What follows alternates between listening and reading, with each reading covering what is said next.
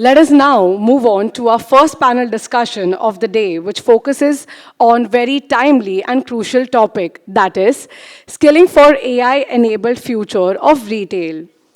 We have with us eminent set of panelists who will discuss how HR can drive the building era in this automation of AI. May I now request our moderators, Mukta Nakra, Head People Marks and Spencer's Reliance India Private Limited on stage.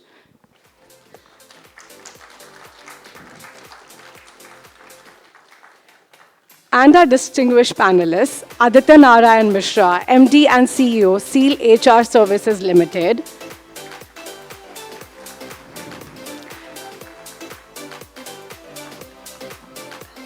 Lalit, Head Workforce Management, Reliance HR Limited. Manashi Kumar, HR Head, Beauty E-Commerce and Retail FSN Brands, Marketing Private Limited, Nykaa.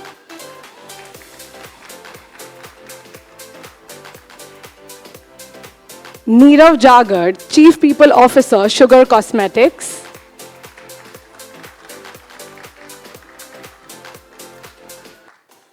Subratam N, Head Retail Training Titan Company Limited.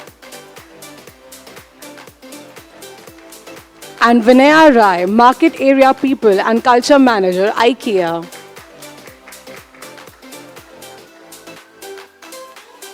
Thank you so much for joining us on the stage. I request our moderator to kindly conduct our first session. Kind of take a seat and get started. Good morning, everyone. It's such a privilege to start the discussions today. I think Kumar and Biju have kind of set a fantastic context around this topic. So it's a topic that actually cuts directly very close to the heart of modern retail, which is about skills. And today we're gathered with this remarkable panel to really kind of look at some of the pivots that we as leaders in the room have to kind of start to think about when it comes to skills in AI, right?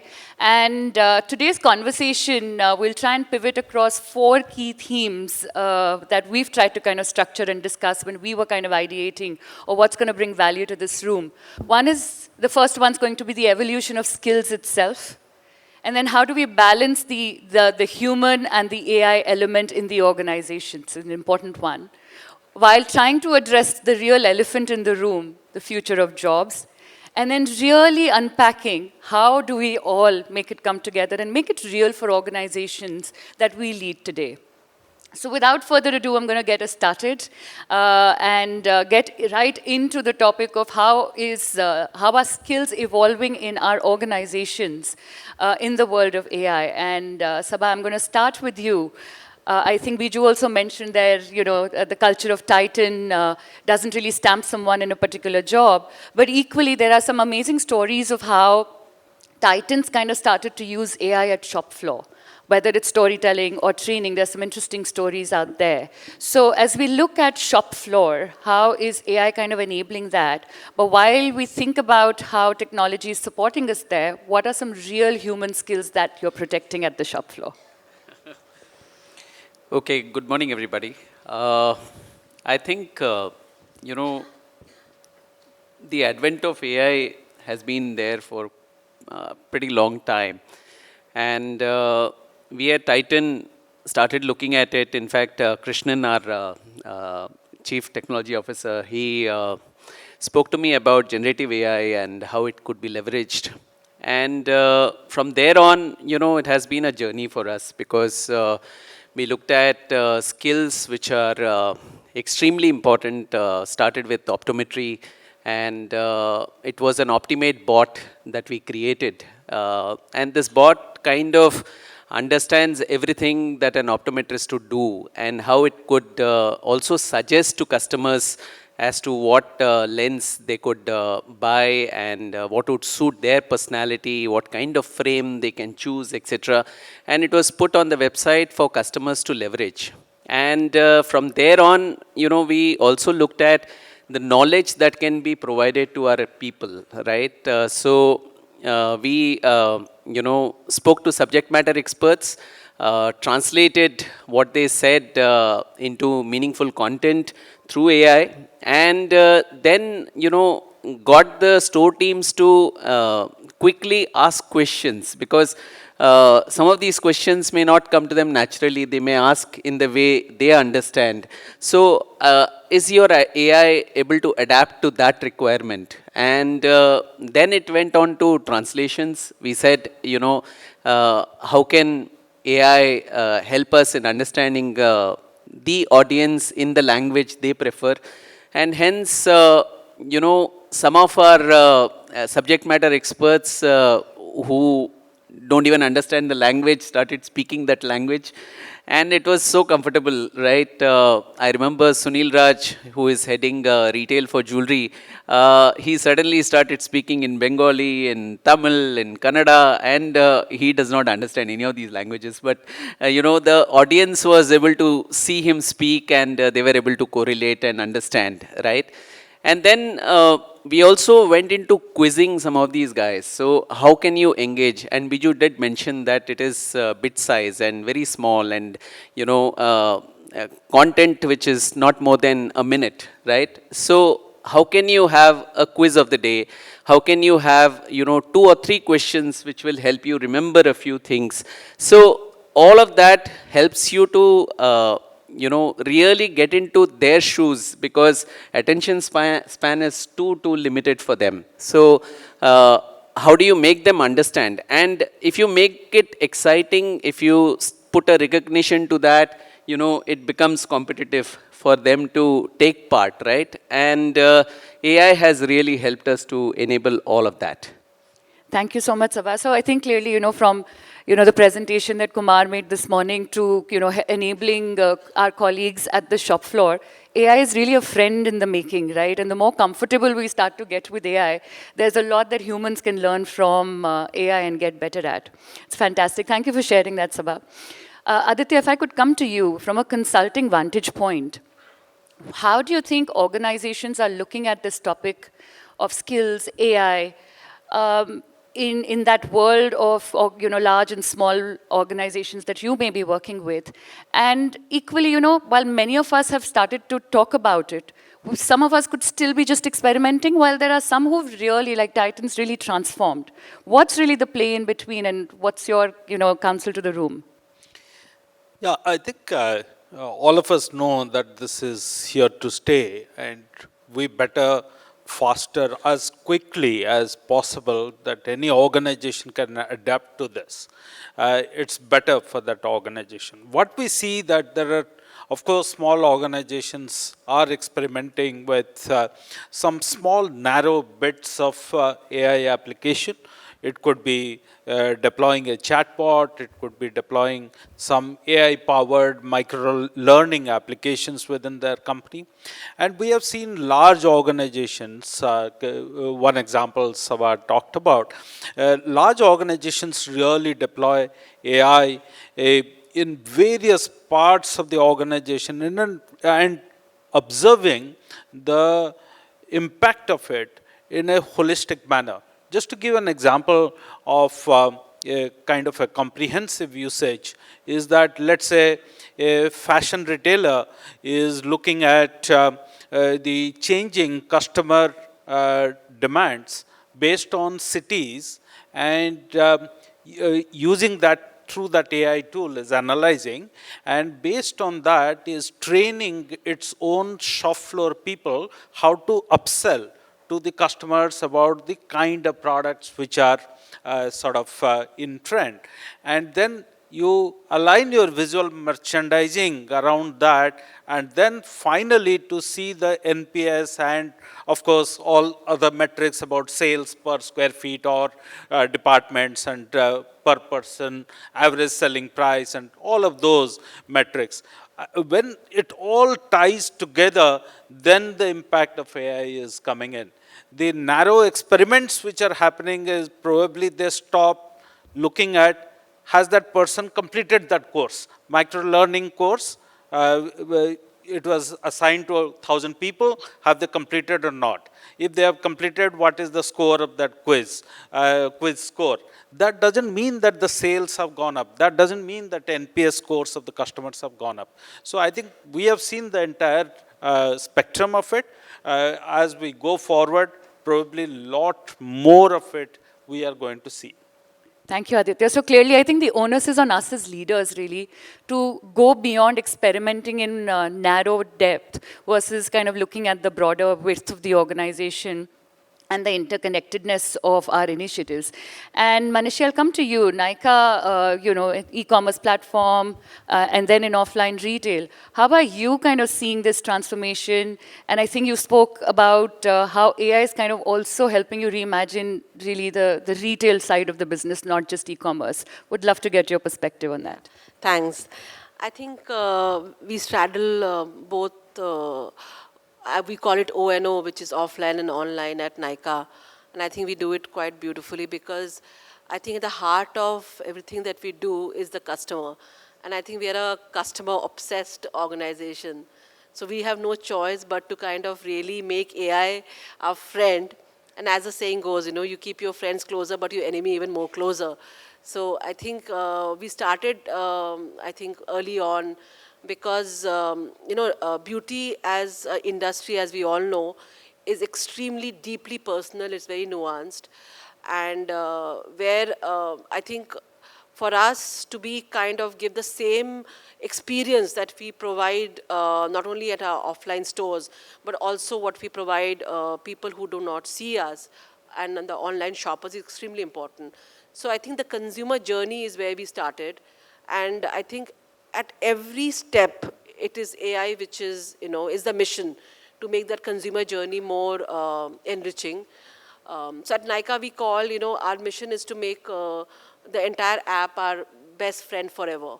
So how a best friend would understand your needs, would know your unique way of looking at a product or what you want, your story, your rituals. So I think the idea is to be the trusted best friend who's intelligent enough to figure out your needs. So it's not just about buying a product, right? It's about being aware and giving enough education around that. So I think it's the heart of it is content to commerce, which is what AI is driving us. And we have done some very interesting innovations. We have a skin analyzer in all across all our retail store, which kind of through a selfie, it can figure out your pigmentation, your hydration, your wrinkles, and all concerns which every customer is obsessed about, right? So I think from a retail point of view, if you see, the beauty advisor, who is the person guiding the customer, needs to kind of have that knowledge, the data insights to kind of power the information that will go to the customers. I think that's where AI is helping. So we have skin analyzer tool, we have semantic searches, which help us to kind of discover, things at the store. And this is seamless across all, from online to offline. But also as a company, which is a beauty tech company, we use a lot of LLPs, which is your long language model, where we use image processing and everything to kind of ensure that we're able to kind of reach the customer no matter what part of the journey they are in. So I think these are some things that we have managed to do through AI. Yeah, and clearly I think most of us would have experienced that hyper-personalization when it comes to customers, but clearly a fantastic case of how employee journeys are also now so empowered by AI. And Vinay, I'll come to you on that. IKEA is known for the human-centered DNA and culture. How are your customer or employee journeys kind of getting shaped or reshaped with different skills and capabilities at IKEA? Thanks, Mukta, for asking that question. So AI at IKEA is about scaling human connections rather than replacing it. So we are talking about AI tools that create these experiences which are more accessible, more personal, more empowering, keeping the trust, people, and creativity in the heart. That becomes very important for us. For our co-workers, right now, we are using AI tools which have amplified and simplified their work so that they have this time for human connections. right?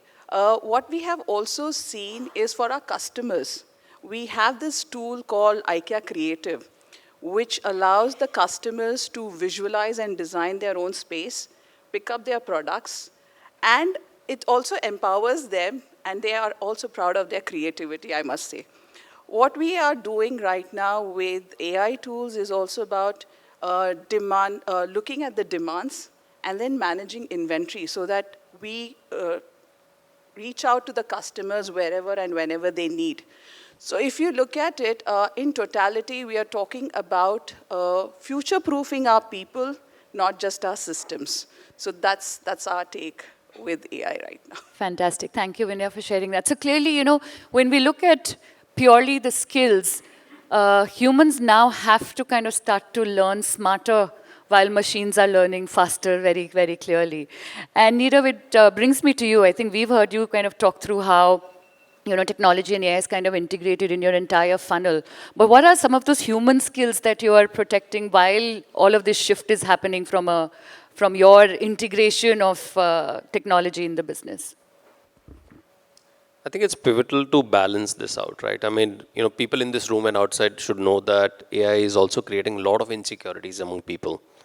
One of the biggest concern being the loss of jobs. And, every time there is a technology revolution, it's always demonized where people say that, oh God, this is going to come and eat up our jobs.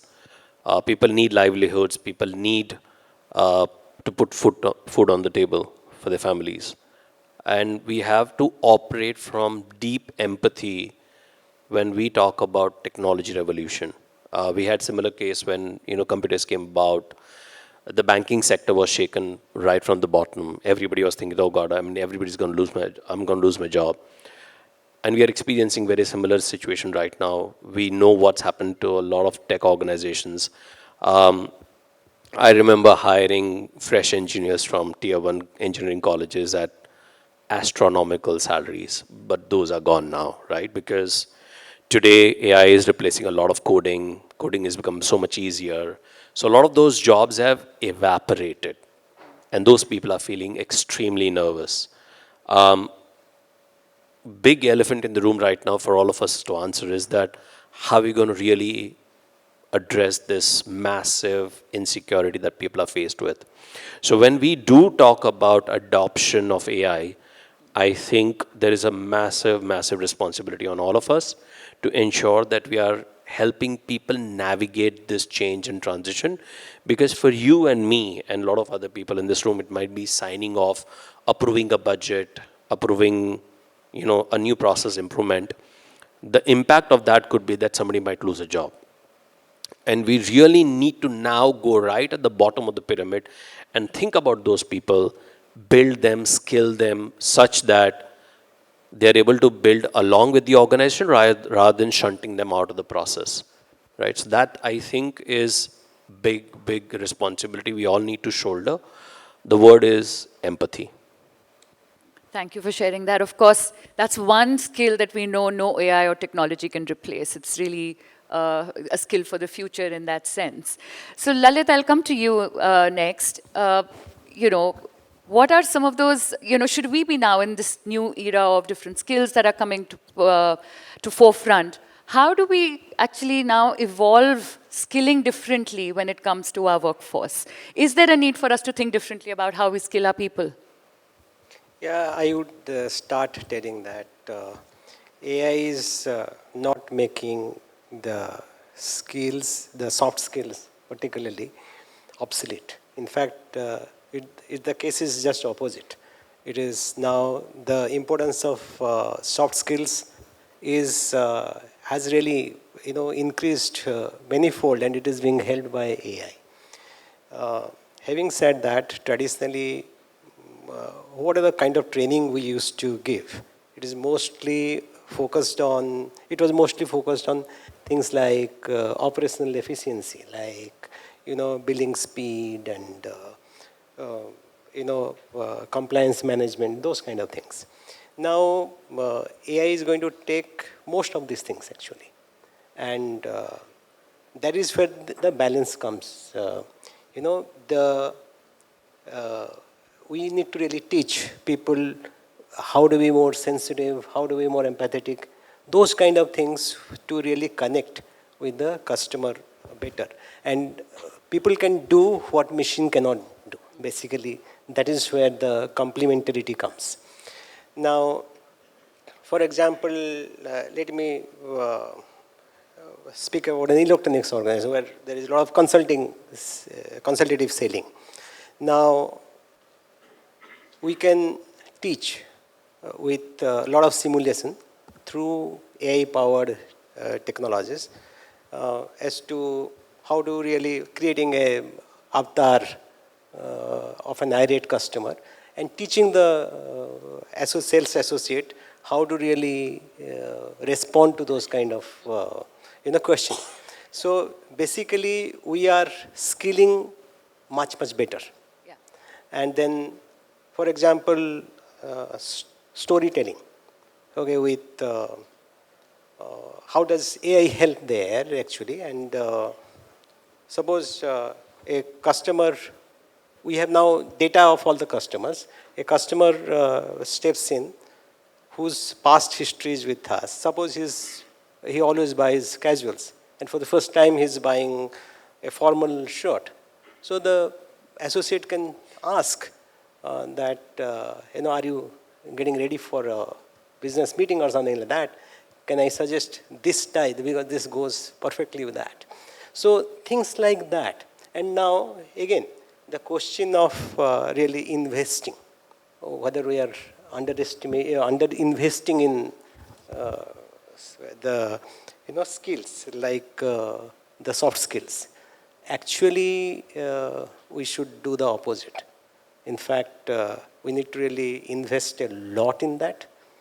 For example, the old Kirana store feel, which we all relate. Okay, that is something which is, we are losing that touch. Okay, with a lot of such things, the regular process-related thing moving to be, managed by AI, we can really give a lot of time to connect to the customer. Yeah. And what is mundane must go to machine, and what is, what is really creative, that must come to the, what is emotional connect and also kind of must stay with human beings. That is how the change will happen. Thank you so much, Lalit. So clearly, retail is a business of human connection at the end of the day, right? That smile at the checkout, that trust in the recommendation that you spoke about, Lalit. These are the real stories of how really service comes to life at the end of the day at the shop floor, right? And these soft skills still need a lot of investment to continue to be taught. While, of course, we can all use a lot of technology to start to teach humans in a smarter and better way. So transitioning to the next topic, actually, Subha, I mean, when we look at, even skills like objection handling and, handling irate customers, these are not things that AI can replace, right? A human conversation. You can't chat GPT at that point to say, all right, I have an irate customer in front of me, what do I do now? So how do you, with so much of AI skilling happening or training happening at your end, how are you actually still ensuring that the real connection that the retail business is known for, that remains sacrosanct? Yeah, that's a difficult one, but yeah, we have built a culture which kind of enables that, and I firmly believe that if you have a culture which is rooted in customer centricity, in people centricity, you can deliver what you are thinking, will happen at the place where the moment of truth is realized, right? So, and I agree with my co-panelists that, the hard skills are the ones where AI has become very prominent. But the soft skills, really needs to be, focused upon and reinstilled, reinforced time and again, because it is something which does not come to people very naturally. And it also is a matter of fact, because we all come from different parts of the country. We also have seen different types of culture, subcultures existing. So when people join your organization, it is important to tell them, who we are and what do we expect, right? And you may not get it in the first go. It takes time. I realized that, when I was managing a region, just to greet, and it was the first parameter of mystery audit for us. It took me 3 years to get it perfected. And while you may laugh, it is that difficult. And I used to go and ask, aren't people coming to your house? Don't you greet them? How difficult can that be? And in meetings, whenever we used to have a low greet score, I used to look at my folks and laugh. And I couldn't scold them, I couldn't tell them because it was not happening, and it's not that nobody was trying.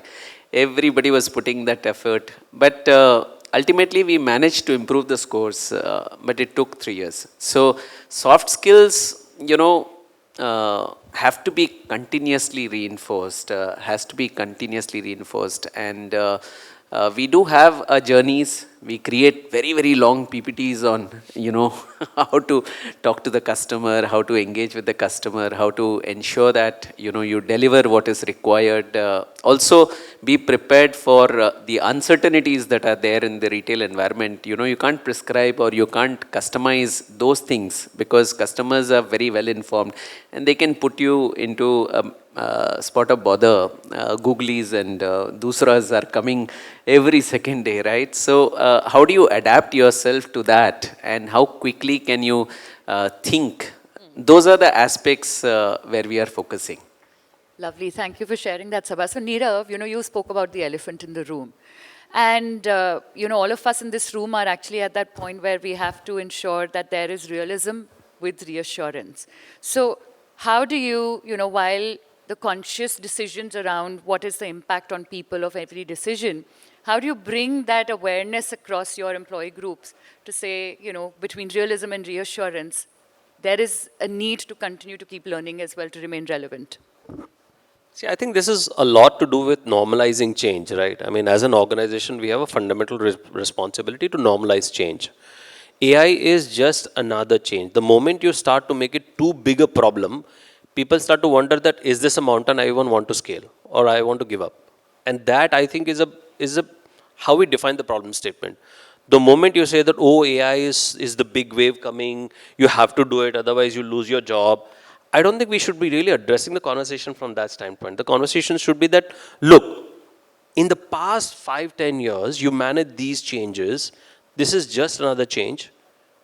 To make that, these are 4-5 things you need to do. We are putting in our effort to help you over there. What is it that you bring to the table?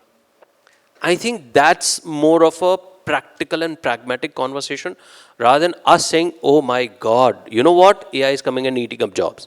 The moment you position it that way, they are losing hope. And our job is to trade hope. Our job is to not have them beaten into the corner and say that I'm giving up and I'm going to walk away from this and I don't know what's going to happen to me in the future. Sure. So the best thing that we can do is to really break down the problem to actually what the problem is, because AI is all about a retrograde model. It's telling you from the past data that is being fed on what that model is likely to be. There is a future between us that we need to create.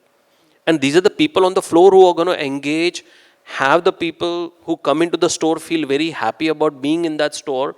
AI is not going to be able to do that. Sure. Very, very pointed. Thank you for that, Nirav. Aditya, over to you again. In a rapidly evolving world of skills at workplace as well, how about talent pipelines and our planning around that shifting with little awareness or maybe deep awareness of how roles are going to evolve? Some roles exist today, some may not exist tomorrow. How should, as HR leaders, we be thinking about pipelines? The way I look at this AI wave and I'm experiencing is probably something like the smartphone revolution which started. right? When smartphones came, people started adapting to it, started using it differently. Many of us learned various aspects of the applications that the smartphone can bring, and it can help us in our lives, right? So I think organizations are learning, simultaneously people are also learning.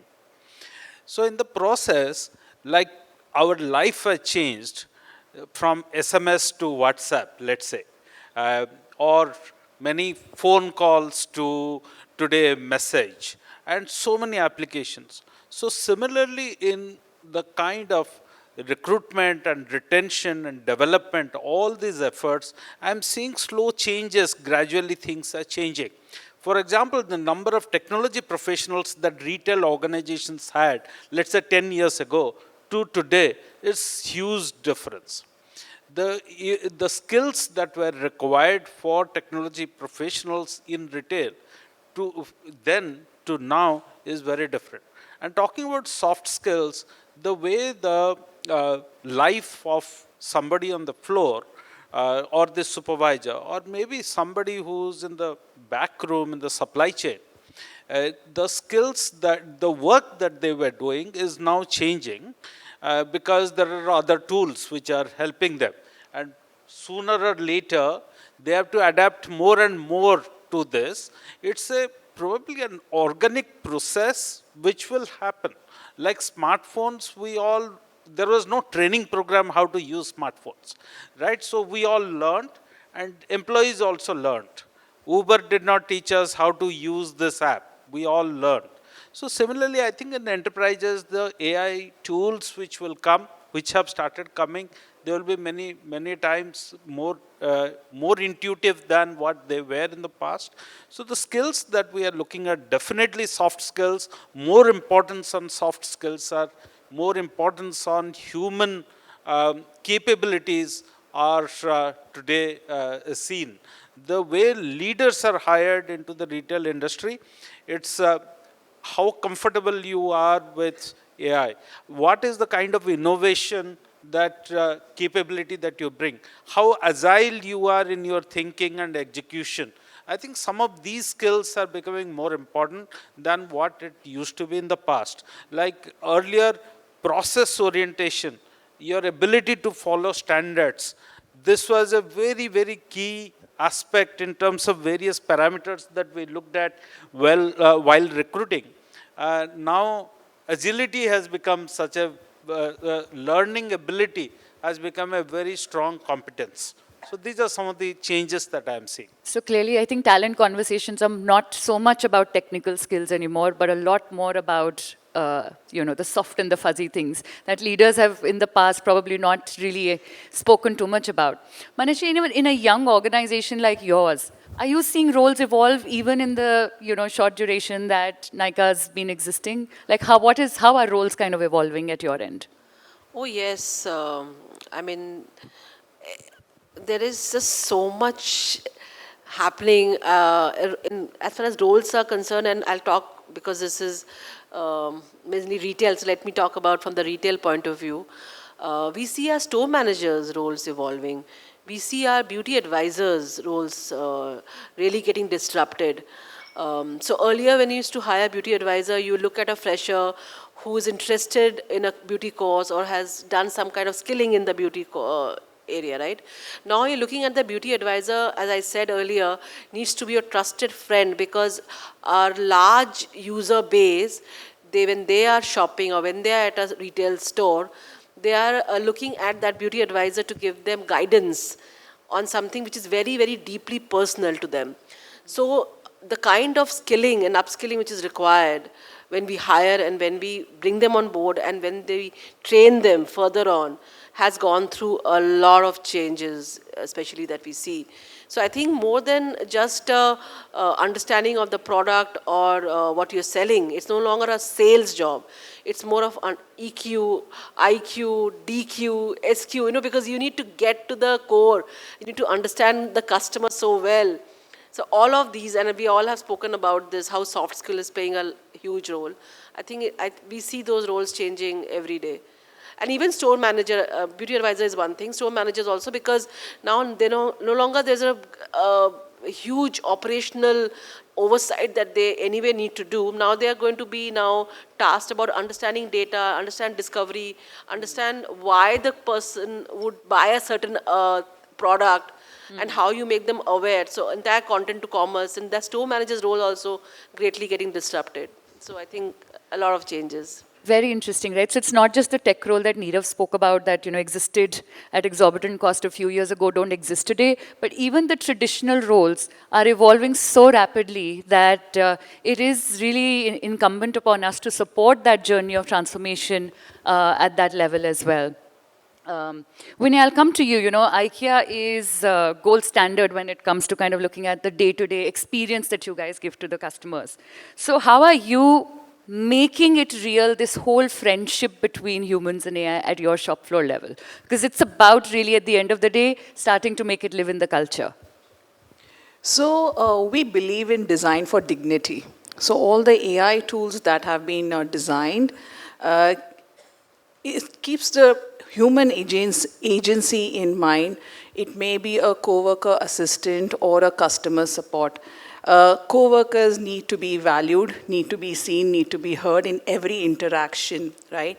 We use AI tools for repetitive tasks, for data insights, and also for suggestions. However, when it comes to co-workers and customers, it's the choice that they make based on these data.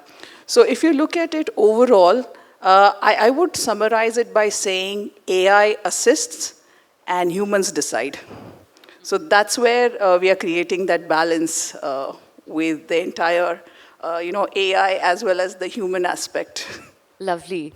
And Lalit, over to you now. How do we really make this change stick with our people? It is a change. At the shop floor level, there's so many little activities that one needs to do. But from your perspective, how do you really make this shift come alive? Yeah, let me tell you, honestly, nobody knows. Okay, what is the kind of manifestation finally it will evolve into. Thing is, having said that, so the World Economic Forum in their job for future report said that 170 million jobs will be added, and 92 million jobs will be displaced. So the net addition will be 78 million jobs. And but this is an estimate. And there are so many different types of AIs having come in. We really do not know what is going to stay and how it is going to evolve. See, ChatGPT over last 3 years have gone through 5 different versions. So that is how things are changing. And we do not know how the regulations by the governments will come in countries like India. So there are a lot of these kind of changes. It is in a flux. We cannot say. But having said that, in Reliance Retail, what we did is about 2.5 years back, we started a Future Skill Academy. So we have an academy devoted for future skills. And to start with, we introduced AI to 200 top leaders. Then there are 50,000 people who have gone through short programs. So we are in a way making people prepared. And at the same time, there are AI adoption in numerous processes, which is happening. So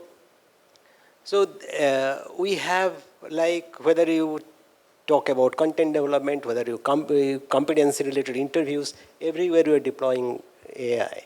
But fact is that how it will evolve, okay, it is only we have to move with time, we have to adapt to it, we have to make people prepared, and in an organization as large as this, where we have got 2 lakh people, we need to really act very responsibly. The most important is how to make them prepared, and that is what we are doing. Fantastic. I think that's quite inspiring. Lots of things to learn from you, Lalit. Okay, so I think I'm going to request the audience to start thinking about any questions that you have for this remarkable panel. And to kind of heat things up a little bit, I'm going to get into a quick rapid fire. In the rapid fire, I'm going to request my panelists to keep the answers super short. The first thing that comes to your mind, maybe 1 to 2 words in your response. Sabha, I'll start with you. One skill obsolete in your world. Probably inventory management and the cashiering job is slowly going out of play because you have these handheld POS and everybody in the store is responsible for that. Yeah. So exclusive cashiering is kind of becoming Is obsolete. gone. Thank you. Aditya, one skill intervention that everyone should look at. It should be on global stage. I think AI-powered micro-learning. Okay. Manashi, one retail job that will be totally redefined by 2030. Store manager. Store managers. Lalit, one job that you see reshaped in the next few years itself. Actually, every job. Every but, job. But in retail context, it is store manager's job. It is store manager. All right. Nirav, one mindset shift we need to work with AI. Camaraderie. Camaraderie, interesting. And Vinaya, over to you. How can AI and human connection get strengthened? Balanced collaboration, empathetic engagement, human empowerment is something that we would believe. Lovely. So on that note, I'll open the questions from the audience at this point. Happy to take any that you have for any of the panelists.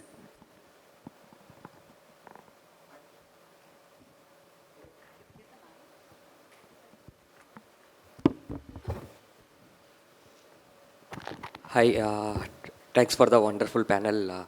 Myself, Parthasarthi, I'm a startup. It's been 2 years. We are into retail pharmacy chain. So as a startup, we don't have much idea about what things happen in the market.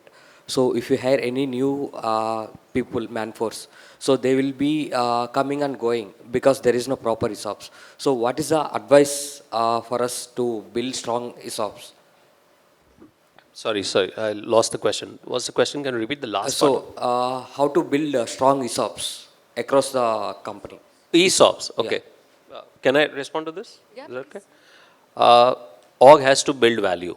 Okay. Because people have to see a pot of gold at the end of the tunnel. Okay. Only then they want to go through the dark part. Okay. Right? And every startup journey, especially when you're doing 0 to 10 to 100, is probably the toughest phase. Okay.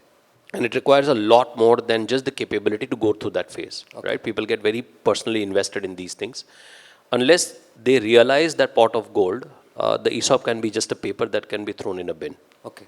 Yeah. So if you are a leader, then you have a fundamental responsibility to have that value created and let people realize that value, because money in the bank is a lot more than money on the paper. And okay. That's where I think the differentiation comes And through. what about SOPs, standard operating procedures? We can take that offline. Okay. So anyone for SOPs? I think we'll allow for more questions, and Okay. please catch up with any one of us in one Thank of the you. breaks. We'll Thank be you. more than happy to respond. There are a few hands raised at the... Is myself Amit. Hello. Yeah. So just we talk about AI, but I have not seen the answer for after post service what AI do. Like Post-service. Post-sales service, yeah. Because it is very much important, because we generally do it through a mail or whatever the chat would be there. But the instant after post-service, sales service, what would be happened? Because generally people only on available on online, then they are, so you have to do mail on customer care and whatever so would be. But the personal touch would be after sales service would be very much important for us as a customer point of view. Sure. Manashi, do you have any use case on that? Post-sale service use of AI? Yeah, I think it's driven by bots, right? And depending upon, there are various customer segmentations. So for example, if you're a private customer, you're a platinum customer, you get different kinds of services. So yeah, I think bots, I mean, beyond store manager, if there's another role which will become maybe not existing in the current format, will be of customer service. So because bots will kind of... And Sabha, what are we seeing in Titan? So I'll add to what she said. When it comes to service, I believe we also need to know, where the bottlenecks are, right? And AI can really help us analyze those bottlenecks. So there are a certain, there are certain practices that we have put in place which are, kind of setting the norms for service. But you need to go beyond that also sometimes, and mostly it is a reactive thing. How do you enable proactiveness in that? So that's where AI will really help, because there are certain things that we are not able to see. Probably AI will be able to tell us that these are areas where you need to focus, or probably build processes around certain objectives which will help you to prevent some of these from happening. Hope that addressed. Thank you so much. Yeah, thank you, Sabha. We have a couple of hands raised at the back of the room.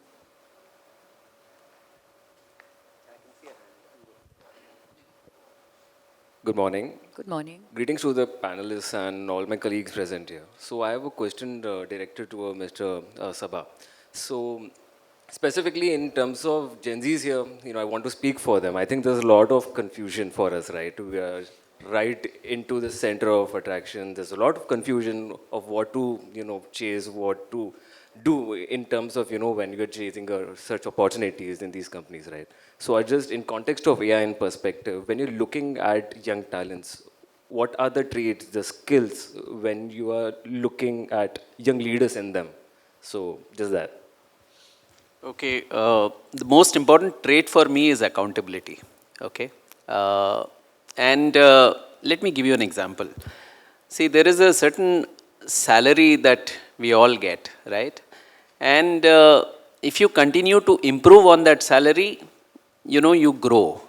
But if you work less than that and you feel that I have, saved my day, or I have escaped from being accountable, everything disappears in a matter of time.